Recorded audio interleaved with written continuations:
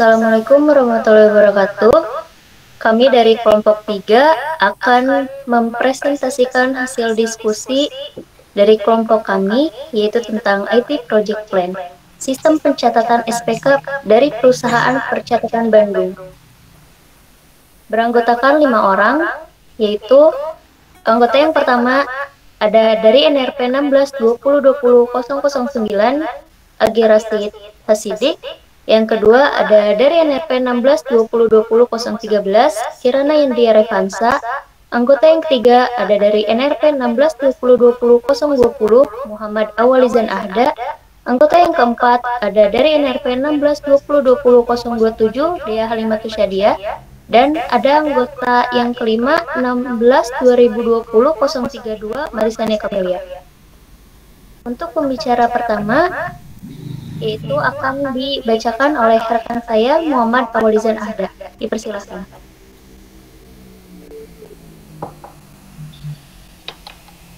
Ya, untuk yang pertama ini ada gambaran umum proyek. Terus di situ ada situasi dan masalah. Nah, di perusahaan percetakan Bandung atau percetakan bandung.com, nama websitenya adalah salah satu perusahaan jasa percetakan online di Indonesia. Layanan yang diberikan perusahaan ini antara lain, yang pertama ada printing digital, yang kedua cetak kalender, buku, brosur, dan masih banyak yang lainnya. Baik itu volume yang kecil maupun yang besar. Perusahaan percetakan ini sebelum melakukan proses produksi, perlunya diberikan surat perintah kerja atau SPK terlebih dahulu. Nah, si SPK ini adalah sebuah dokumen yang dipakai untuk memberikan perintah kepada pihak tertentu. Perintah tersebut adalah petunjuk untuk melakukan atau mengerjakan sebuah tugas yang berhubungan dengan aktivitas perusahaan atau instansi.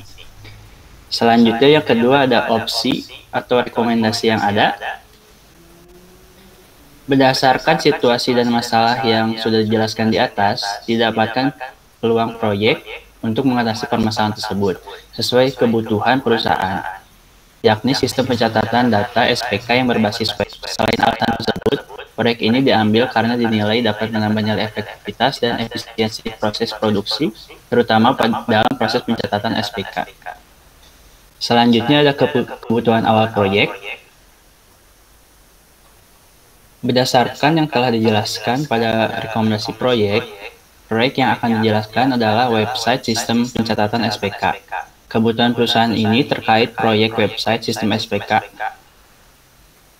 Website sistem SPK ini adalah perusahaan ingin memiliki sistem pencatatan dalam manajemen produksi untuk kinerja layanan yang lebih efisien dan efektif.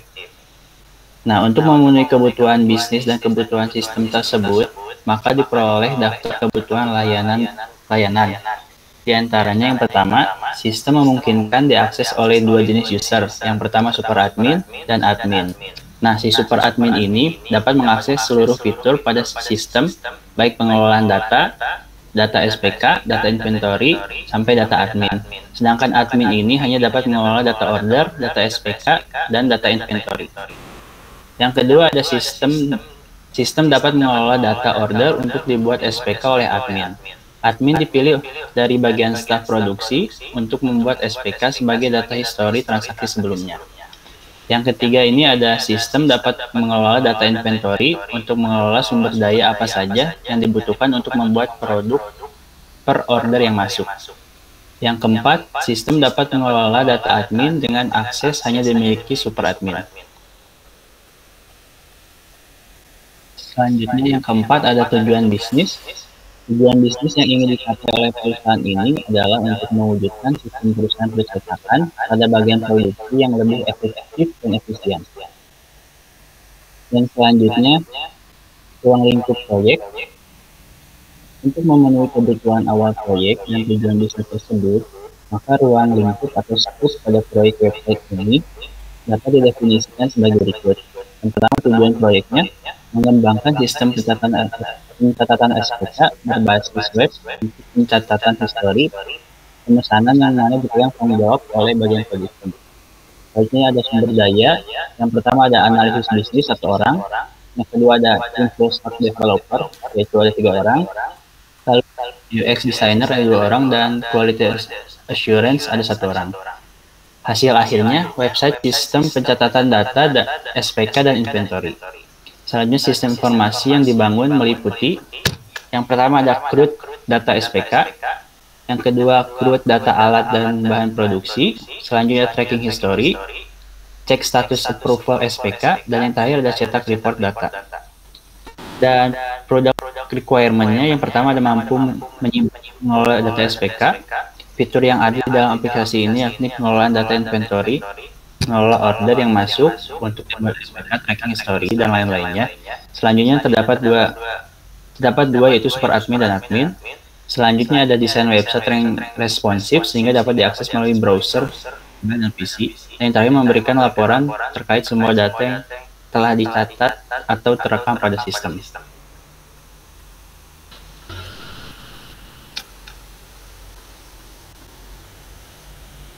Selanjutnya di sini ada tujuan dari proyek. Jadi tujuan dari proyek website sistem pencatatan SPK ini adalah untuk mencatat inventory agar data order customer tidak hilang, lalu data inventory ini dapat dikelola dengan baik, hingga memudahkan pengelolaan histori pemesanan customer agar dapat digunakan kembali oleh pegawai untuk pengelolaan inventory pada pemesanan data berikutnya atau repeat order. Jadi faktor penentu keberhasilan proyek adalah semua fitur pengelola data SPK dapat berjalan semestinya dan saling terintegrasi. Keuntungan yang diharapkan adalah dapat membantu perusahaan mengolah manajemen produksi lebih baik sehingga output dari layanannya pun menjadi lebih baik dan optimal. Dan selanjutnya di sini ada milestone dari proyek sistem perintah kerja atau SPK Percetakan Bandung. Dengan rincian di bawah ini, milestone pertama, business case disetujui. Ini tanggal pengirimannya di tanggal 22 Juni. Jadi di tanggal 22 Juni ini selain business case, studi kelayakan juga harus telah disetujui. Lalu pada tanggal 30 Juni ada milestone project charter yang disetujui dan juga identifikasi risiko dan penanganan risiko proyek disetujui.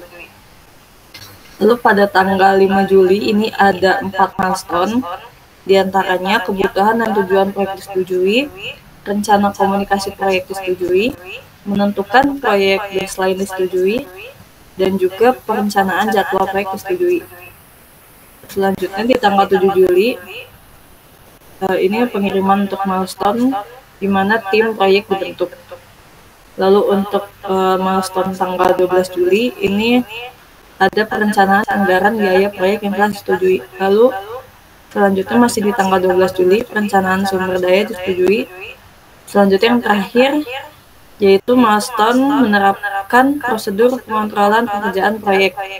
Ini di tanggal 6 Februari 2024, tepatnya di penutupan proyek.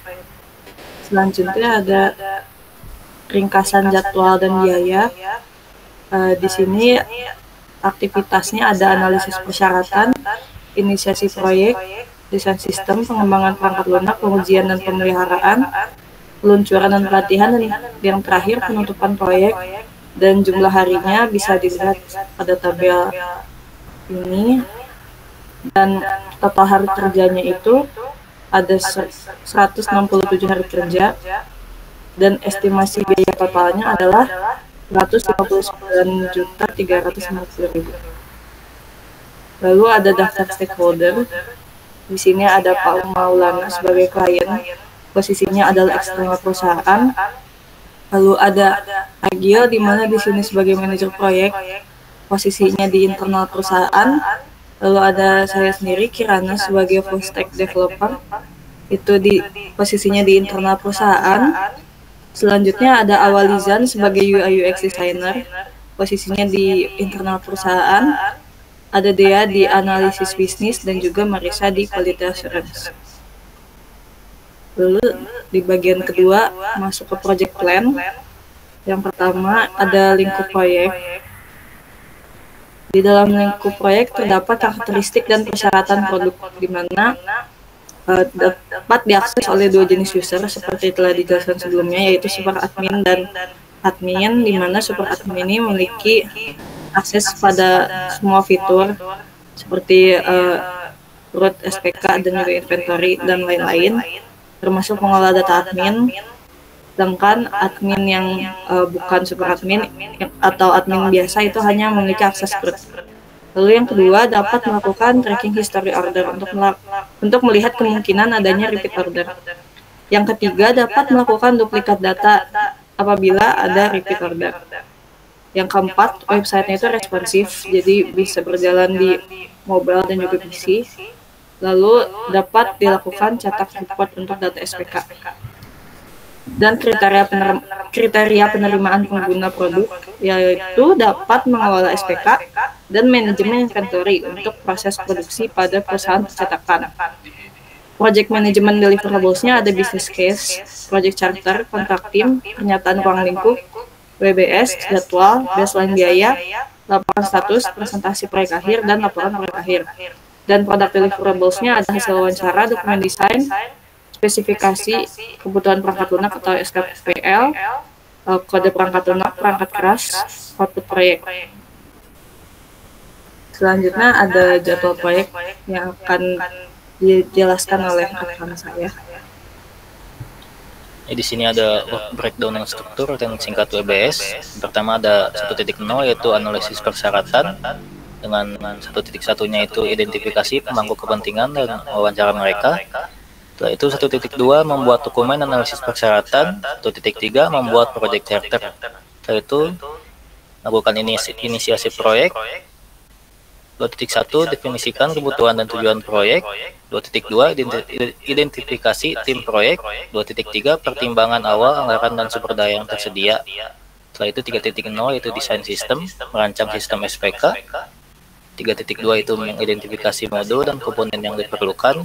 3.3 membuat desain pengguna. Yaitu 3.4 mendesain database untuk penyimpanan SPK.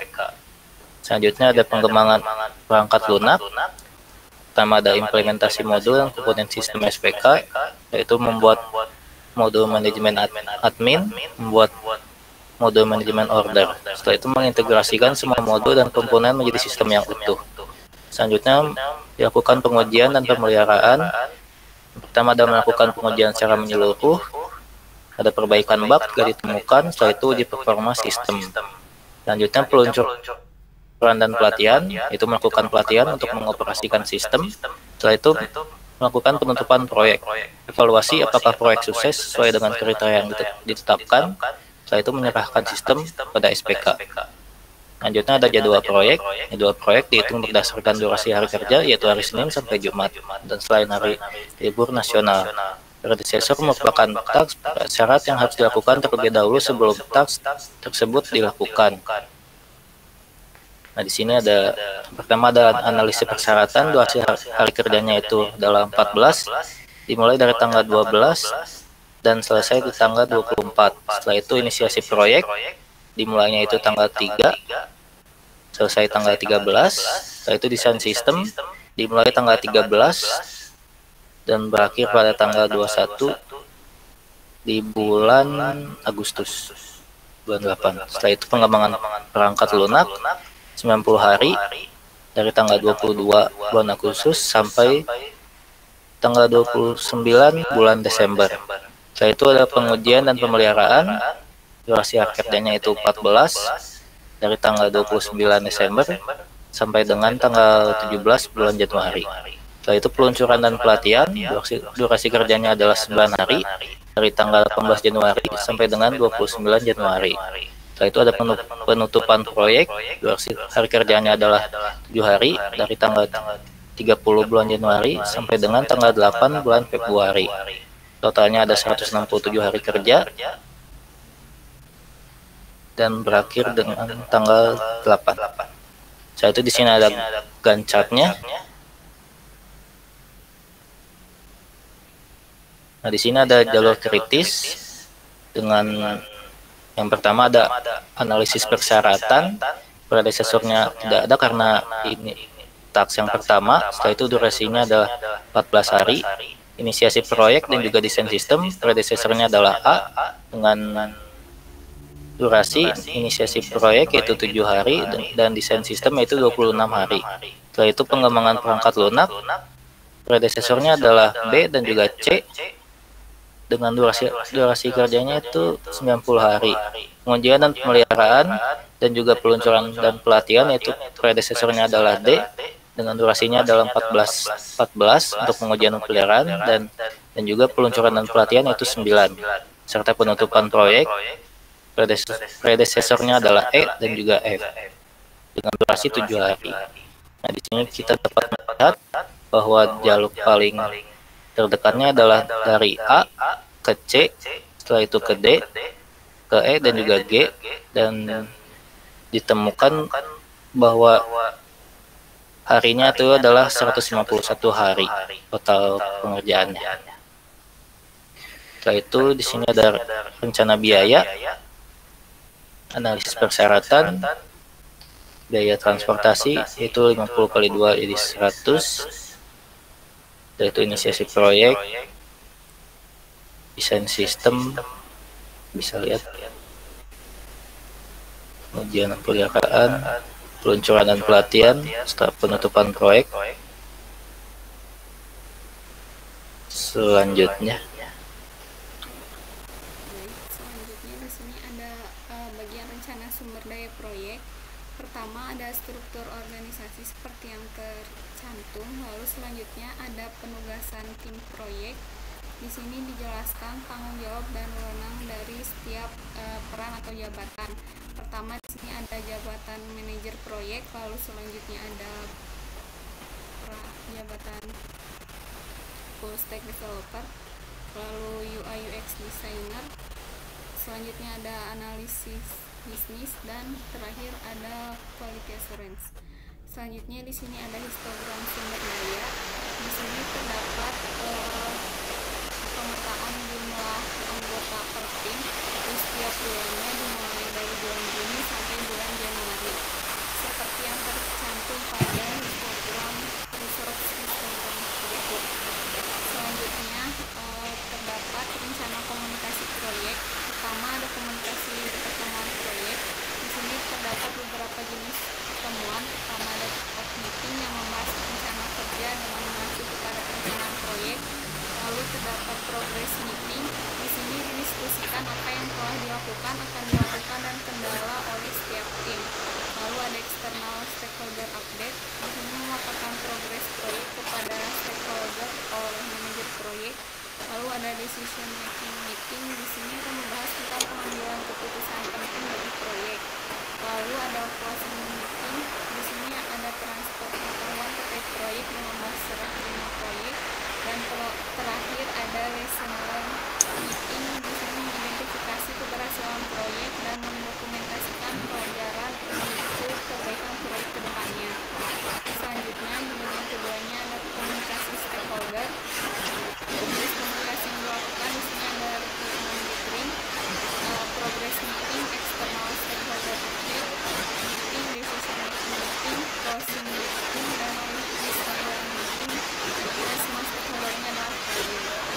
Lalu di sini ada bagian rencana stakeholder proyek. Stakeholder kami adalah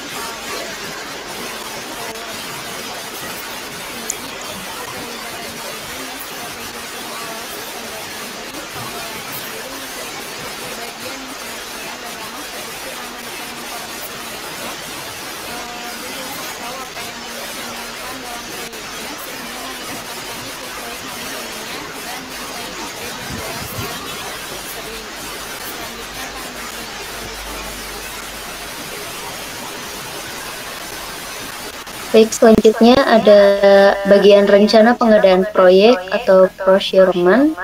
Di sini ada bagian make buy. Keputusan yang dianalisis untuk bagian make-nya itu pembuatan web sistem pencatatan SPK. Pilihan 1 yaitu make dikerjakan oleh tim ini atau dibuat secara mandiri oleh tim kami. Lalu ada biaya total keseluruhan 170 juta. Ada biaya sumber daya manusia dengan pengeluaran perkiraan 100 juta, biaya pengembangan sistem perkiraan pengeluaran 59.350.000, dan biaya lainnya yaitu ada 10.650.000. Untuk di pilihan kedua yaitu ada buy, membeli kepada pihak ketiga. Biaya totalnya itu perkiraan adalah 200 juta dengan biaya pembelian sistem 175 juta dan biaya pelatihan dan implementasi yaitu 25 juta. Selisih biaya dari total Mac dan juga buy-nya itu adalah 30 juta. Biaya buy dikurangi biaya Mac. Rekomendasi berdasarkan perhitungan biaya di atas, untuk pembuatan web sistem pencatatan SPK lebih direkomendasikan untuk memilih pilihan satu atau Mac atau membuat secara mandiri oleh tim internal proyek. Dengan memilih pilihan satu, kita dapat menghemat dana sebanyak 30 juta dibandingkan dengan pilihan dua yang membeli ke pihak ketiga. Selanjutnya ada asumsi. Berikut ini daftar asumsi perencanaan pembuatan sistem pencatatan SPK. Ada poin pertama, proyek tidak akan berubah dalam ruang lingkup. Yang kedua, setiap anggota tim tidak akan mengalami perubahan anggota yang signifikan. Yang ketiga, website sistem pencatatan SPK dapat diakses melalui laptop maupun mobile. Yang keempat, yang akan menjadi pengguna sistem pencatatan SPK ini adalah hanya dari tim produksi. Selanjutnya, sistem pencatatan SPK dapat menyimpan data dengan baik sehingga mudah saat akan digunakan kembali. Dan yang terakhir, website sistem pencatatan SPK mampu menggantikan pencatatan secara manual sehingga lebih efektif. Selanjutnya itu ada bagian kendala. Dalam proyek pembuatan sistem SPK ini, ada beberapa kemungkinan kendala yang akan atau mungkin terjadi ke depannya, sehingga akan menghambat pengerjaan proyek sesuai waktu yang telah ditetapkan. Beberapa poin yang telah diidentifikasi adalah yang pertama, staf proyek mengerjakan proyek harus dan hanya dalam hari dan jam kerja normal, sehingga jangka waktu pengerjaan proyek menjadi panjang karena adanya hari libur yang terhitung banyak. Yang poin yang selanjutnya, tim proyek harus sudah menyiapkan kebutuhan tim pengembang terlebih di bagian perangkat lunak agar tim pengembang tidak perlu lagi membutuhkan perangkat tambahan. Poin selanjutnya, tidak lengkapnya permintaan dari klien sehingga membuat permintaan tambahan di tengah proyek berjalan. Dan yang poin terakhir, kurangnya komunikasi antar staf pengembang dikarenakan kurang arahan dari PM yang menyebabkan miskomunikasi.